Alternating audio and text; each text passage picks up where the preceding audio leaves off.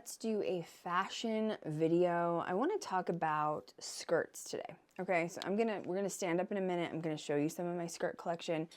This is highly sought after and requested from you guys of me to basically share a lookbook sort of my closet. I can't show you everything that I have, but this is a story, but this is a sort of way for you to find your own personal style. Okay, it takes a long time to do that. Don't get frustrated with yourself.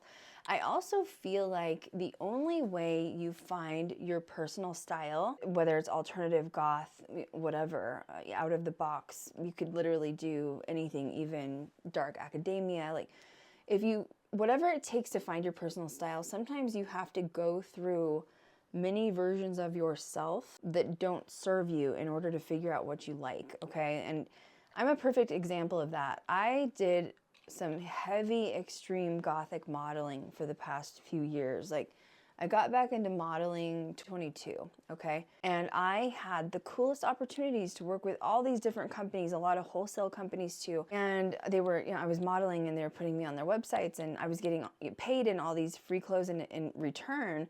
But the problem is that I was developing a sort of sense of style that may not have totally been my own, okay?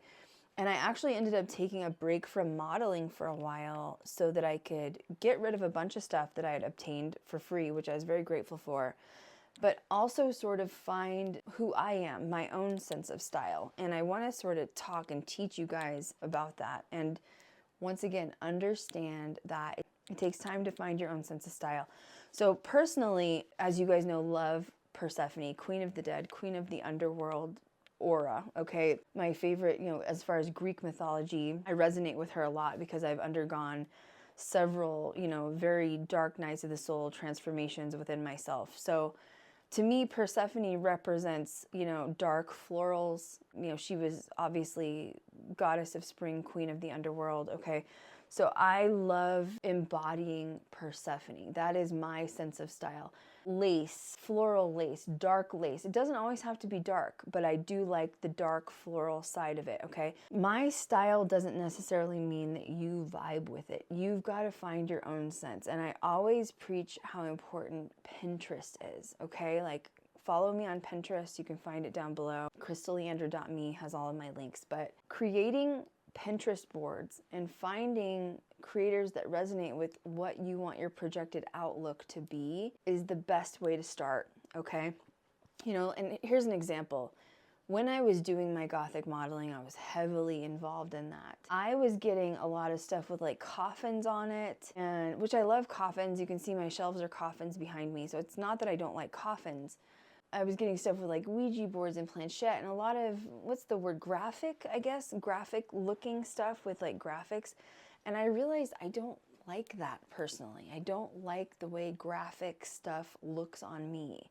So I had to just stop accepting brand deals if it's something that doesn't resonate with me. And also, as far as like the term gothic goes, right? I'm definitely alternative. I'm probably way more under the alternative umbrella than just specifically goth.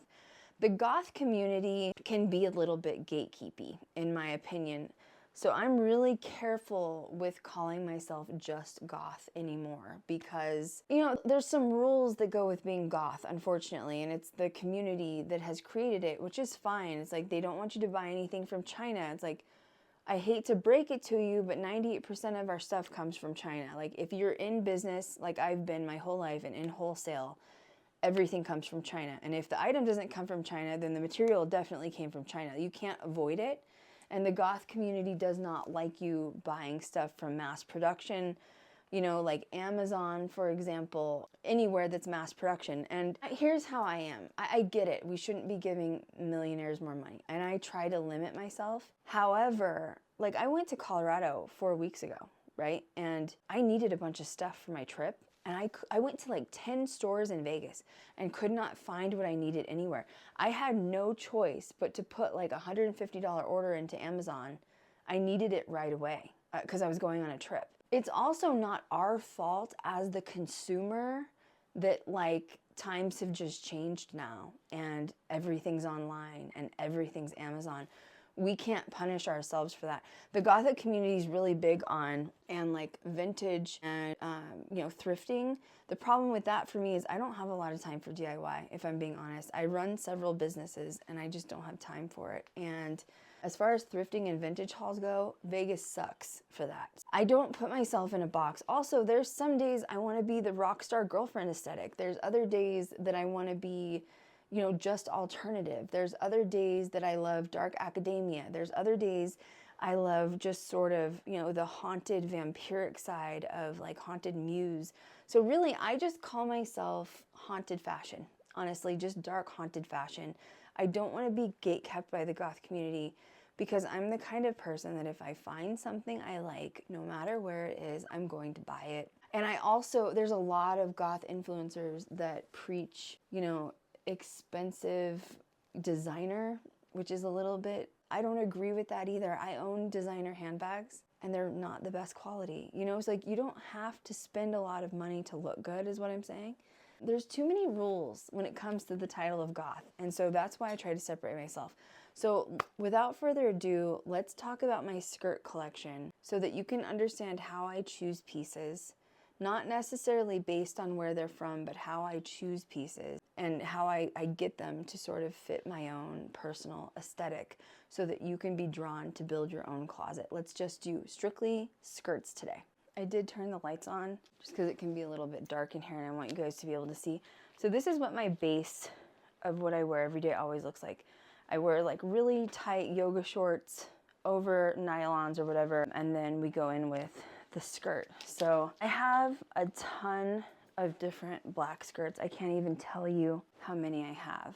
I don't even know where I got this one from. When I'm purchasing, I have a lot of stuff that's expensive, some that's inexpensive. It just doesn't matter. I buy based on what I like, okay, and texture and quality and fabric. So this is pleated. I absolutely love anything pleated, okay? Just my personal choice. This doesn't have any belt loops. I have a lot of skirts with belt loops, which can be good and bad. Because some days I don't want to wear a belt necessarily. Today, I don't necessarily want to because I have on a harness. This is just a plain pleated skirt. You can do so much stuff with this. You could turn this dark academia. Like you could literally do anything with this. A lot of skirts nowadays do have built-in shorts, and these are no exception. They have shorts as well, just in case it gets a little breezy and then the wind picks up and you don't want to give anybody a show or flash anybody. Yeah, this is just a plain basic ass skirt and it is so transitional. You could literally do anything with it. Just always check for good quality. Make sure it's not fraying. Make sure it's not falling apart because you want to buy stuff that lasts as well. And also, when you're washing your clothes, if you're putting money into purchasing clothes, please wash them on cold. I use Woolite Darks for all of my dark stuff. I hang dry like 98% of my wardrobe, okay? So just be very cognizant of that because you don't want to destroy your clothes when you're building a wardrobe, right? I decided to change into a plainer shirt so we're not distracted once we're just looking at the skirts. But I love this skirt because it has a huge belt buckle on it. You'd have to be careful with how you layer harness. You don't want to do too much. It does have a very short slit. Luckily, this has shorts underneath it, but you'd have to really find an appropriate place. This would be like date night, going out, but anything with sort of crystals or loud, accessories attached to it, I love. And I've had this skirt for years, honestly. This is a very well-known brand called Creepsville. I'm going to put down. This is a well-known brand called Creepsville. I don't really like how this sits on me. I don't know why. It's a size small. I feel like maybe I needed an extra small. I'm not sure. It just feels a little frumpy, but I think I bought it because it's Creepsville. It also has really cool detailing, like spiderweb detailing on it. This is not an everyday skirt. So if you're wanting to build up your wardrobe, alternatively speaking, this would not be a piece you would want. This is more of a specialty piece, right? Because you can't wear this every day. I mean, you could. You really just kind of have to have the right vibes with it. Also, I feel like it really needs to be high-waisted. Otherwise, it's going to look kind of funny the longer that it is. So maybe I have a short torso. I'm not sure. Be very cognizant of that when you're purchasing items because this skirt alone was like $65 and it still has the tag on it. I haven't worn it yet. So I'm just also giving examples of really thinking about things before you make the purchase. I'm a plaid girly, like through and through. This is a band skirt. A lot of you guys wanted to see this on me, so I'm going to go ahead and try it on from my 101 video. I mean, once again, I love plaid, okay? I'm a plaid girly through and through. I love the zipper detailing. Like if you really wanted to, you know, show some leg, we could pull up the zipper just a little bit. But I haven't worn this yet. And this is like a $65, $70 skirt. Yes, you could DIY it if you have time. I am not the kind that has time to DIY right now in my life. It's adorable, but once again, it's not an everyday sort of skirt. It's extremely alternative. It's extremely cute. Pretty sure this is a size 7 if you're wondering. But also a little bit impractical, in my opinion, for an everyday closet. Now, this one's cool. I actually found this on Depop. It's a Beetlejuice. I'm pretty sure it was sold at Hot Topic at one point. I do not shop in Hot Topic, but I did find this on Depop, and it was brand new. It still had the tags on it. I bought it for $7 on Depop. Now, this to me is like, it's impractical for sure. Have I worn this yet? No. However, for $7, perfect adjustment, adding it into, you know, my closet for the days that I am feeling like, you know, sandworm. Like obviously Black and White Stripes is extremely goth, extremely alternative, super cute. I think new, these were probably $35, $40. Would I have paid for that? $7 brand new on Depop, 100%. Totally worth the purchase. Now, I'm definitely a glitter girly, 100%. Anything sparkle glitter. This is going back to me saying what suits you for your lookbook, for your look that you're trying to design. My name is Crystal. I was named after diamonds. So anything that has sparkle to it, that is loud, obnoxious, lace, is totally me. And I can't remember exactly where I purchased this, but so cute. And I would not wear this just for the holidays. I would literally wear this any time of the year. In fact, I have. So this is once again, finding your own personal sense of style. This is brand new, but this is a faux leather skirt. I own probably 10. You can never go, obviously I still have the tag on. You can never go wrong with a faux leather skirt. They go with everything. You can dress it up. You can dress it down. You can pair it with a leather jacket. You can probably thrift these really easily. I like the stretchier material because it hugs my curves a little bit more. But I have long ones, short ones with slits down the legs. Faux leather is something you definitely need to invest in for sure. This is probably one of the weirdest skirts that I own. It's got cherubs on it, okay? This dressed up like sort of with spikes or alternative is so freaking cute. I don't know where I bought this skirt. I've probably had it for 10 years or more, honestly. But this is what I'm saying, like, don't put yourself in a box. This traditionally would not be considered alternative or gothic. So I don't really care. I'm putting myself in my own category as just haunted in general. But I love finding really weird, unique pieces like this. And once again, knowing that it's good quality that's why I've had it for so long and so many years. It's lasted because it was made with like double lining. It's beautifully made, so it's going to last you forever. This is a faux latex skirt, although I have several. Real latex is very hard to maintain. So if you're not familiar with how to maintain latex, I would not spend the money. You know, a skirt like this would be about $100 in real latex. This is faux. I have both. You have to oil them up quite literally and wash them because any little bit of sweat or anything on them will get them sort of greasy. But I love both. I love faux and then faux latex, or just regular latex skirts or dresses. They're a lot of work. Just remember that. I usually get mine off of Etsy, or like there's certain sellers. If you go on my Instagram, see who I'm following, several latex vendors. But once again, it is not cheap. So when you're investing in some of these, make sure you're taking care of it properly, and make sure you understand the maintenance behind taking care of actual latex. But it's one of the funnest things to wear. I think it's very sexy, flirty, and even kind of like gothic romance. Now this is one that was a pretty penny. I want to say it was like over $100. This is from Restyle, okay? And I'm just sad about it, honestly. I couldn't return it or I would have lost all the money on it. I was really excited because it has the Gothic cathedral sort of, you know, pattern that's on it, which I thought was really cool. But I just don't think it looks good on. It's very long. It runs a little small. This is a size 7. And I mean, I can probably get it shut, but I'm not even going to try it because I'm not going to wear it for very long. The material, first of all, everything clings to it. And if you can see, there's just like fluffies all over it. So you'll be constantly, you know, sticky rolling yourself. And two, it feels like trash bag material, if I'm being honest with you. And once again, for it being a very expensive skirt, a very expensive brand, you know, it also says made in China on the tag. A lot of people produce in China. A lot of people are like, buy from these expensive goth companies because, you know, they don't produce in China. Yeah, that's a lie. Everything you've been told is a lie. So let's just start there. I understand mass production is bad. I understand that, you know, you don't want to buy things from sweatshops, but unfortunately everything comes from China. So like we can't control that or stop it. So like your choice is either to just do what you can or be naked. I don't know. But yeah, I'm just really disappointed that I'm stuck with this skirt and I'm just not really a fan of it. This one's definitely more of a cottagecore belt or dark academia skirt. I secretly love skirts that come with belts. I secretly love skirts that come with added details. You could do so much with this. So cute. It's a little long for what I like as far as length, but I don't care. It would be so cute with like tall boots, like knee-high boots or even thigh-high boots.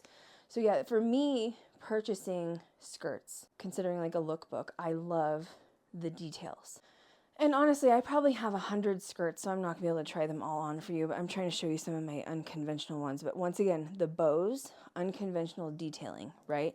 Unconventional detailing is what snags me immediately. It's so cute. Once again, you could do so much with this. You could dress it up, you could dress it down, you could dress it alternative, you could dress it any way you wanted to. But this is what makes it for me.